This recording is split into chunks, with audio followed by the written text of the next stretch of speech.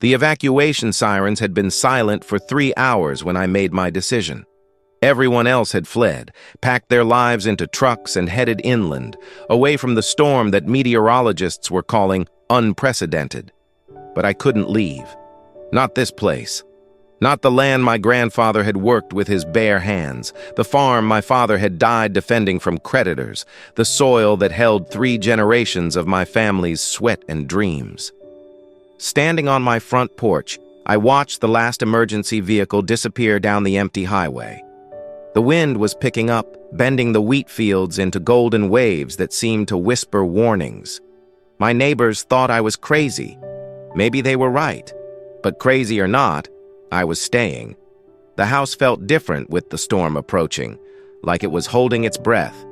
I'd reinforced the windows, stocked up on supplies, and prepared for the worst. What I hadn't prepared for was what I'd find in the abandoned town. What I hadn't expected was that this storm would uncover more than just property damage. As darkness began to creep across the sky, I grabbed my flashlight and decided to check on the other properties. Someone had to make sure the town was truly empty. Someone had to stand guard over what remained. I had no idea that this decision would lead me face to face with the ghost from my past. The man who had taken everything from me 20 years ago. The main street looked like a movie set after filming Wrapped. Traffic lights blinked yellow into the growing darkness, casting eerie shadows on abandoned storefronts. Papers and plastic bags danced in the wind like restless spirits. I'd walked these streets thousands of times, but tonight they felt foreign, hostile. My boots echoed against the empty asphalt as I moved from building to building, checking locks and peering through windows. The hardware store where I'd bought my first tools. The diner where Sarah and I had our first date. The bank that had foreclosed on half the farms in the county. Each building held memories, but tonight they felt like tombstones. That's when I saw the light. It was faint, barely visible through the grimy window of the old auto repair shop at the end of the street. The shop had been closed for years, ever since old Pete died and his son moved to the city. No one should be there. No one had any reason to be there. My heart began to race, and I couldn't explain why. The smart thing would be to call the sheriff's department, but they'd evacuated hours ago. I was on my own. As I approached the building, I could hear the faint sound of movement inside, metal against metal, the scrape of something heavy being dragged across concrete. Someone was definitely in there.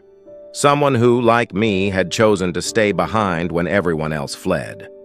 I circled the building twice before finding an unlocked side door. The metal handle was cold against my palm, and I hesitated. Every instinct told me to walk away, to mind my own business and return to my farm. But something deeper, something that had been gnawing at me for 20 years, pushed me forward. The door opened with a soft creak, and I stepped into the darkness. The smell hit me immediately. Motor oil, rust, and something else. Something that reminded me of fear and loss.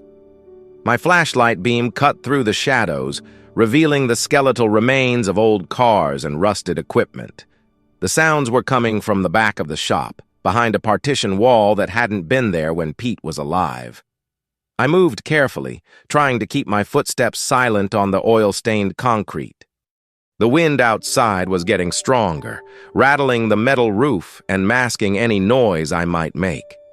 As I reached the partition, I could hear a voice, low, gravelly, talking to someone, or maybe to himself. The words were unclear, but there was something familiar about the cadence, the rhythm of the speech. Something that made my blood run cold. I pressed myself against the wall and listened. The voice was giving instructions, talking about finishing the job and making sure no one ever finds out. My hands began to shake. After all these years, after all the sleepless nights and unanswered questions, was I finally going to get the truth? I rounded the corner and my world stopped. There, hunched over a workbench with his back to me, was Marcus Webb. 20 years older, grayer, more weathered, but unmistakably the man who had destroyed my family. The man who had disappeared the night my brother died, leaving behind only questions and a town full of suspicions. He was working on something, his movements deliberate and focused. In the harsh light of a single bulb, I could see papers spread across the workbench, photographs, and what looked like evidence bags. My brother's case file, the case that had been officially closed as an accident, despite everything I'd tried to prove otherwise. Marcus hadn't heard me yet. The storm outside was providing perfect cover, and he was completely absorbed in his work. I had the advantage, the element of surprise. I could confront him, demand answers, finally get the justice my family deserved. But I needed to see what he was doing first. I needed to understand what he'd been hiding all these years. My flashlight was off, and I moved closer in the darkness. On the workbench, I could make out newspaper clippings, police reports, and photographs I'd never seen before. Photographs of my brother's truck, photographs of the crash site, and photographs of Marcus himself, taken the night Tommy died. He'd been there. He'd been at the scene, and somehow, he'd kept that secret for 20 years. "I know you're there, Jake." His voice cut through the darkness like a blade. I froze, my heart hammering against my ribs. Slowly, Marcus turned around, and for the first time in 2 decades, we were face to face. He looked older, tired, but his eyes still held that same calculating intelligence that had always made me uneasy. "I've been expecting you," he said, setting down the photograph he'd been examining. "Figured if anyone was stupid enough to stay behind during the storm, it'd be you." "You son of a bitch," I managed, my voice barely a whisper. "You were there. You were there the night Tommy died." Marcus nodded slowly, no denial, no surprise. "I was there. I've been carrying that weight for 20 years, Jake. Every single day." "Then why?" The word came out as a roar. "Why didn't you come forward? Why did you let everyone think it was an accident? Why did you let my family suffer?" He gestured to the workbench, to the spread of evidence I couldn't fully see. "Because the truth would have destroyed more than just your family. Because sometimes the right thing and the legal thing aren't the same thing. Because I was a coward." The wind outside reached a new intensity, rattling the building. But inside, in this pocket of revelation, everything was still. Marcus reached for something on the workbench, a thick manila envelope. But tonight, with this storm coming, I figured it was time. Time to stop running. Time to give you what you've been looking for. Marcus handed me the envelope with hands that shook slightly. Inside were photographs, documents, and a letter written in his own handwriting. As I read by the light of his work lamp, the truth began to unfold like a map of pain I'd been trying to navigate for 2 decades. Tommy hadn't been alone that night. He'd been meeting someone who had been threatening our family, demanding money we didn't have, someone who had been systematically destroying the small farmers in our county, buying up their land for pennies on the dollar through intimidation and sabotage. "Your brother was trying to protect you," Marcus said quietly. "He'd found evidence of the land grab scheme. He was going to expose everything, bring down some very powerful people who couldn't afford to let that happen." The photograph showed Tommy's truck, but they also showed another vehicle, a black sedan that had been at the scene but never mentioned in the police report. In one photo, I could see a figure standing near the wreckage, someone in an expensive suit who clearly didn't belong. "I was working for them," Marcus continued, his voice heavy with shame. "I was supposed to scare Tommy, make him back down. But when I got there, it was already too late. The crash had already happened. They'd already killed him." My legs gave out, and I sank into an old chair. Everything I'd believed, everything I'd suspected, was wrong. Tommy hadn't died in an accident. He'd been murdered, and Marcus hadn't been the killer. He'd been a witness. "Why didn't you go to the police?" I asked, though part of me already knew the answer. Marcus laughed bitterly. "The police? Jake? The sheriff was in on it. Half the county officials were getting paid to look the other way. Your brother stumbled onto something bigger than just land fraud. This was organized, systematic. They were stealing entire communities, one farm at a time. He showed me more documents, bank records, forged deeds, intimidation letters. A paper trail that led back to a development company based 3 counties over.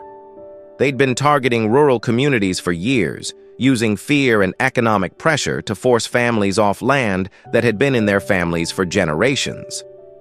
Tommy had figured it out, Marcus continued. He'd connected the dots, gathered evidence. He was going to take it to the state attorney general, so they silenced him. And you just watched? I tried to stop it, Marcus's voice cracked. I got there as fast as I could, but I was too late. By the time I arrived, Tommy was already dead, and the cleanup crew was already working.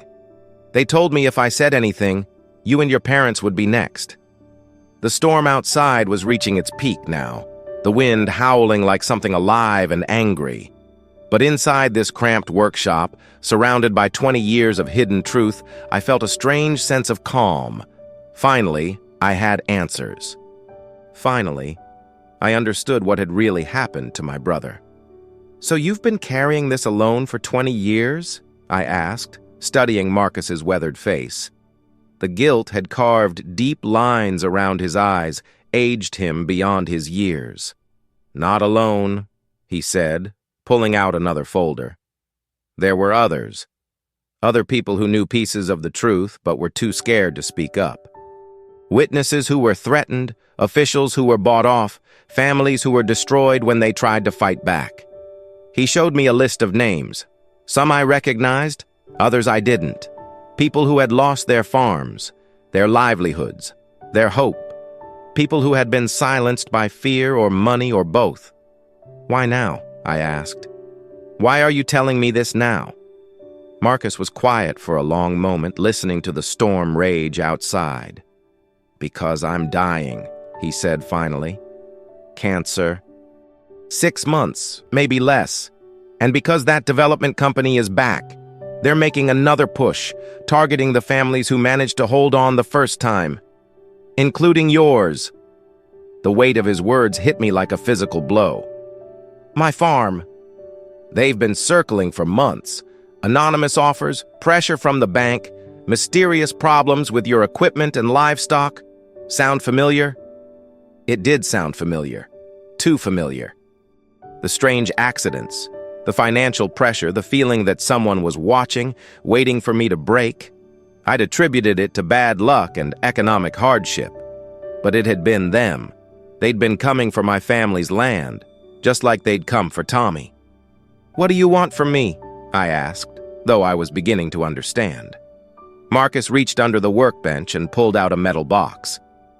Inside were more documents, photographs, and what looked like recorded conversations on old cassette tapes. I want you to finish what Tommy started, he said. I want you to take this evidence and expose them, all of them, the whole corrupt network. Why didn't you do it yourself?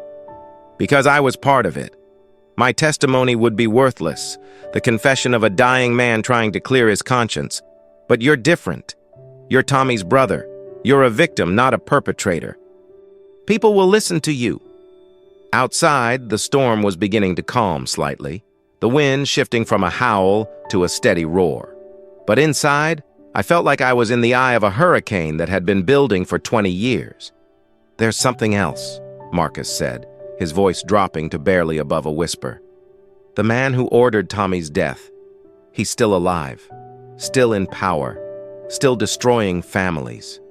He handed me a photograph of a man in an expensive suit, shaking hands with the governor. I recognized the face from newspaper articles and political advertisements. A respected businessman, a pillar of the community, a man who had built his fortune on other people's misery. His name is Richard Caldwell. He owns half the state now, and he's not done expanding. I stared at the photograph, memorizing every detail of Caldwell's face. This was the man who had ordered my brother's death. This was the man who had stolen our neighbors' farms, destroyed our community, and gotten away with it for 20 years. What's to stop him from killing me too? I asked. Marcus smiled grimly. Nothing. That's why I've been preparing for this moment. I've made copies of everything, hidden them in multiple locations. I've written detailed confessions, recorded video testimonies. If anything happens to you, if anything happens to me, it all goes public automatically. He explained his insurance policy, a network of lawyers, journalists, and activists who would release everything if we didn't check in regularly. It was elaborate, paranoid, and probably the only thing that had kept him alive this long. But here's the thing, Jake. Even with all this evidence, even with all these safeguards, it's still dangerous. These people have killed before, and they'll kill again. You need to decide if you're willing to risk everything for justice. I thought about Tommy, about the 20 years of questions and sleepless nights. I thought about my neighbors who had lost their farms, their dreams, their faith in the system. I thought about my own land, my own family's legacy, and the target that was already painted on my back. What would Tommy do? I asked. You know what Tommy would do, Marcus replied. The question is, what will you do? We spent the next hour going through the evidence, planning our strategy. Marcus had been preparing for this moment for years, and his plan was thorough and methodical. We would start by contacting the State Attorney General's office, then reach out to investigative journalists who specialized in corruption cases. The key is to release everything at once, Marcus explained. If we do it piecemeal, they'll have time to cover their tracks, discredit witnesses, maybe even eliminate threats. But if we dump it all at the same time, documents, recordings, testimonies, it'll be too much for them to contain. He showed me how to access the hidden copies of evidence, gave me contact information for his network of allies, and walked me through the security protocols that had kept him alive for 2 decades. There's one more thing, he said, reaching into his jacket. For a moment, I tensed, wondering if this had all been an elaborate trap. But what he pulled out was a small digital recorder. I need you to record my full confession, everything I know, everything I've done, everything I've been hiding. It needs to be in your voice, asking the questions, so there's no doubt about its authenticity. We spent the next 30 minutes recording his testimony. He spoke clearly and deliberately, naming names, providing dates, describing crimes that had been covered up for decades. It was the most damning piece of evidence we had, and it was also his death sentence. Once this goes public, I'm a dead man, he said matter-of-factly. Then why are you doing it? Because I should have been a dead man 20 years ago. I've been living on borrowed time ever since. As dawn began to break through the storm clouds, Marcus and I prepared to leave the workshop. The evidence was secured, the plan was in motion, and for the first time in 20 years, I felt like I had a purpose beyond just surviving. There's something I need to know, I said as we gathered the last of the documents. That night, when you got to the scene, was Tommy still alive? Marcus stopped what he was doing and looked at me with eyes full of pain. Yes, he said quietly. For a few minutes. He was conscious but badly hurt. He knew he was dying. What did he say? He said to tell you he was sorry. Sorry he couldn't protect the farm, sorry he couldn't protect you. He said to make sure you knew it wasn't your fault, that none of it was your fault. Tears I'd been holding back for 20 years finally came. All this time, I'd blamed myself for not being there, for not helping Tommy fight whatever battle he'd been fighting. But he'd been protecting me, even as he died. He also said something else, Marcus continued. He said the land would survive, that as long as you were alive, as long as you kept fighting, the land would survive. Outside, the storm was finally passing, leaving behind a world washed clean and full of possibility. We loaded the evidence into my truck and prepared to drive back to town to begin the process of seeking justice that should have started 20 years ago. As we left the workshop, Marcus turned back one last time. Thank you, he said. For what? for giving me the chance to finally do the right thing. 6 months later, I stood in a federal courthouse watching Richard Caldwell being led away in handcuffs.